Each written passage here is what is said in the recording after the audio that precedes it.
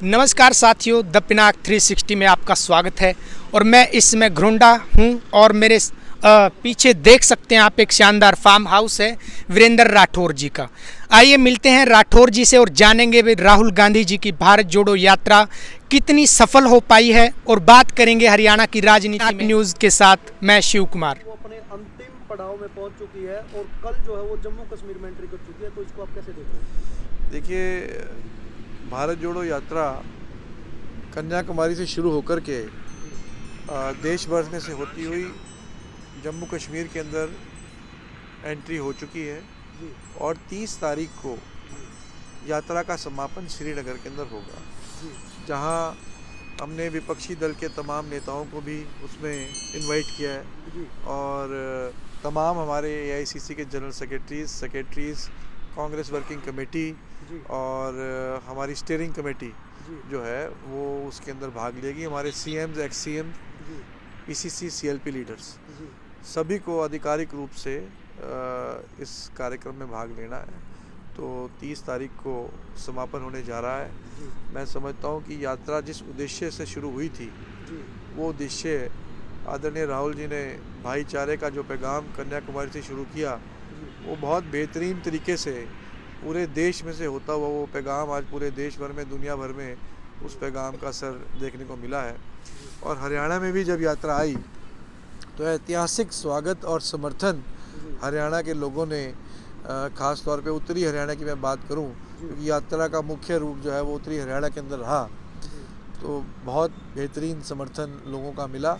और मुझे पूरी उम्मीद है कि आने वाले समय में जिस प्रकार की ऊर्जा राहुल जी के आने से हम सबको मिली है, कार्यकर्ताओं को मिली है, एक बड़ा बदलाव जो है वो हरियाणा की राजनीति में आने वाले समय में होगा। आपने हरियाणा में भारत जोड़ो यात्रा का जिक्र किया, तो प्रदेश के मुख्यमंत्री जो है मनोहर लाल खट्टर जी, उन्होंने राहुल गांधी जी को पप्पू और जमुरा जो शब्द है वो कह करके पुकारा, इसको आप कैसे देख रहे हैं? देखिए, हर एक व्यक्ति के विचार जो है वो संस्कारों के ऊपर आधारित रहते हैं जी।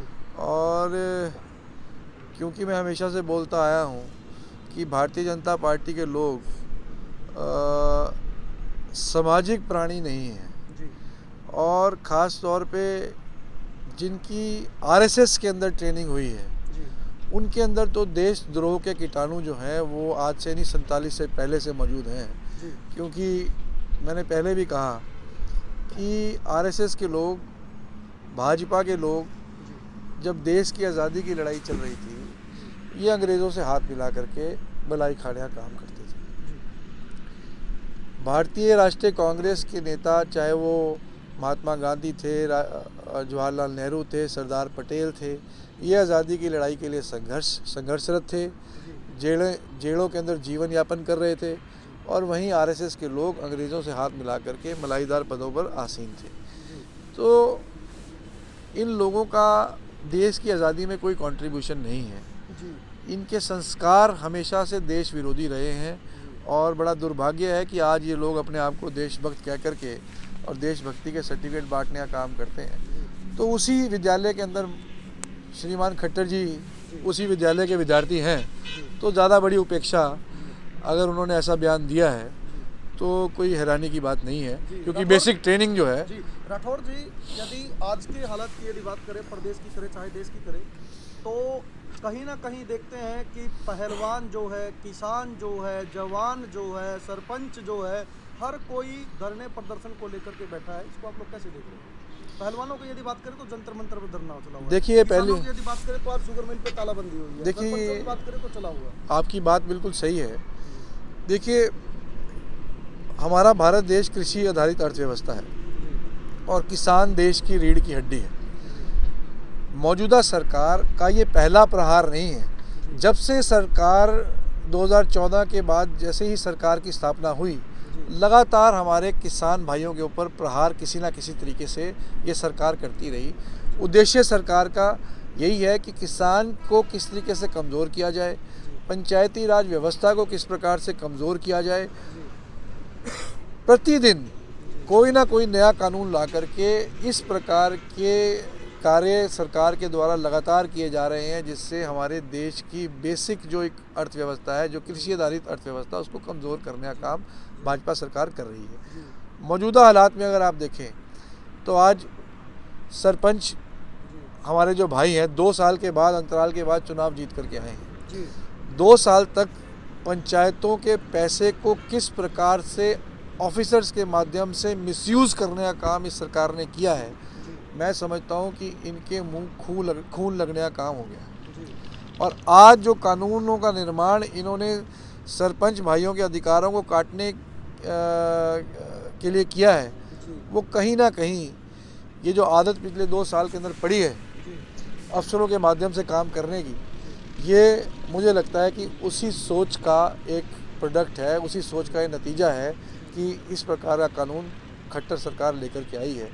राठौर ये जी, महिला कोच के द्वारा खेल मंत्री संदीप सिंह पर आरोप लगाए हैं यौन शोषण के, और कहीं ना कहीं विनेश फोगाट जैसी जो ओलंपियाड जो है वो भी दिल्ली के अंदर जंतर मंतर पर धरने में बैठी, इसको कैसे देखते हैं? देखिए, बहुत सीरियस बात है। अंतर्राष्ट्रीय स्तर के हमारे खिलाड़ियों ने कुश्ती संघ के ऊपर बड़े बड़े प्रश्न चिन्ह खड़े करने का काम किया है। ये सीबीआई जांच की मांग, मुझे लगता है कि ये सीबीआई के दायरे के अंदर आना चाहिए, और खिलाड़ियों ने जो बात रखी है, जो शिकायतें दी हैं, उसकी गहराई से जांच होनी चाहिए। ये कोई छोटा एलिगेशन नहीं है। अंतर्राष्ट्रीय स्तर के सभी पहलवान हमारे जो हैं, उन्होंने इस प्रकार की बात की है, तो इसकी जांच प्रॉपर होनी चाहिए। पर सरकार की चुप्पी जो है वो कहीं ना कहीं एक बड़ा प्रश्न चिन्ह सरकार की कार्रवाई के ऊपर पैदा करती है।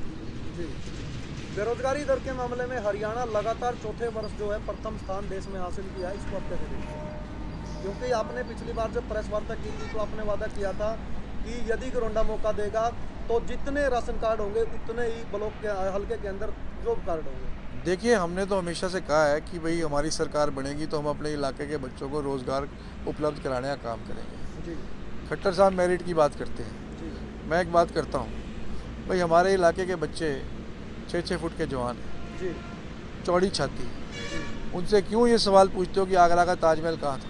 जी आप उसको डिस्ट्रिक्ट वाइज भर्ती निकाल करके हमारे ज़िले का, हमारे इलाके का कोटा देने का काम हमारे बच्चों को भर्ती करने के लिए करें। जी। परंतु सरकार ना तो नौकरियां निकालने का काम कर रही है, ना रेगुलर भर्तियां कर रही है, और कहीं ना कहीं एससी और बीसी रिजर्वेशन को ख़त्म करने के लिए जी रेगुलर पोस्टों को निकालने का काम सरकार नहीं कर रही, जी और ठेकेदारी प्रथा को बढ़ावा दे रही है, ताकि एससी बीसी भाइयों के अधिकारों को, रिजर्वेशन को पूर्ण रूप से हरियाणा के अंदर समाप्त किया जाए। तो भारतीय जनता पार्टी ना केवल नौजवानों के खिलाफ है, भारतीय जनता पार्टी कहीं ना कहीं संविधान के तहत जो रिजर्वेशन बैकवर्ड क्लासेस और एससीज को मिल रही है, उसके भी घोर खिलाफ जो है वो भारतीय जनता पार्टी की सरकार है। राठौर जी, इस भारत जोड़ो यात्रा को लगभग 125 दिन हो चुके हैं, या यूँ कह लीजिए कि पूरे 13 राज्यों के अंदर से ये यात्रा गुजरी है, तो इस यात्रा को कितना सफल मानते हैं आप? देखिए, अपार जन समर्थन इस यात्रा से मिला है, और कहीं ना कहीं विपक्ष में रहते हुए लोगों की उम्मीद कांग्रेस पार्टी, क्योंकि देश की मुख्य विपक्षी पार्टी है, और लोग चाहते थे कि लोगों के मुद्दों को विपक्ष के रूप में मजबूती से कांग्रेस पार्टी उठाए। मुझे लगता है कि पिछले 10 वर्षों का जो भारतीय जनता पार्टी का कुशासन था, वो भारत जोड़ो यात्रा के माध्यम से, चाहे वो बेरोज़गारी की बात हो, चाहे वो हमारे छोटे व्यापारी की बात हो, किसान भाइयों की बात हो, या समाज के विभिन्न वर्गों की बात हो, आदरणीय राहुल जी ने बहुत बेहतरीन तरीके से और मजबूती से इन सारे मुद्दों को यात्रा के दौरान उठाया है। करोड़ों लोग जो है यात्रा में राहुल जी के साथ चले हैं, अपार जन समर्थन यात्रा को मिला है, लोगों की आशा और उम्मीद राहुल जी के प्रति बढ़ी है, और लोग इस विश्वास के साथ कि राहुल जी आने वाले दिनों में देश की जनता के मुद्दों के ऊपर लड़ाई मजबूती से लड़ेंगे, मुझे लगता है कि ये विश्वास पूरे देश के अंदर पैदा हुआ है। बिल्कुल जी।